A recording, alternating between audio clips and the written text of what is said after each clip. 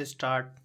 महोदय, भारत ही नहीं सारी दुनिया आज विज्ञान और प्रौद्योगिकी के द्वारा लाए गए परिवर्तनों के कारण महान परिवर्तनों की ड्योढ़ी पर खड़ी है।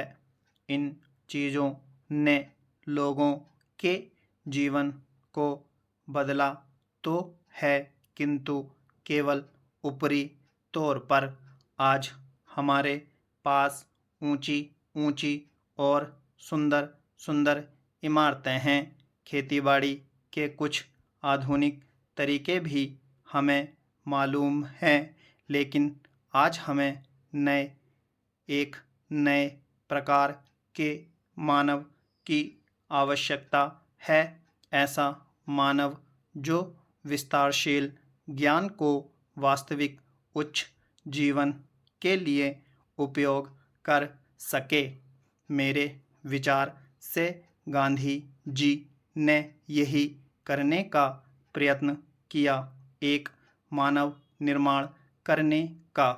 मैं नहीं कह सकती कि मनुष्य का स्वभाव जैसा है उसे देखते हुए आज की दुनिया में ऐसा करना संभव होगा या नहीं, किंतु इस दिशा में प्रयत्न करना उपयुक्त होगा और केवल बुद्धिजीवी ही इस तरह का प्रयत्न और दूसरों का मार्गदर्शन कर सकते हैं। आज दुनिया बहुत छोटी हो गई है और हम अलग अलग खानों में बंटकर नहीं रह सकते। हमें अपने लक्ष्य प्राप्ति के लिए कहीं अधिक एक होकर रहने की आवश्यकता है। हम लोकतंत्र में विश्वास करते हैं।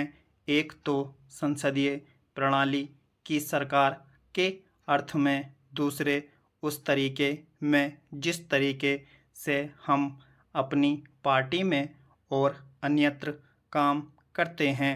पर लोकतंत्र रूपी हमारा ताज़ा पानी कभी कभी जातिवाद, सांप्रदायिकता और सामाजिक रीति रिवाजों इत्यादि के सड़ते गड्ढों में बंद हो जाता है।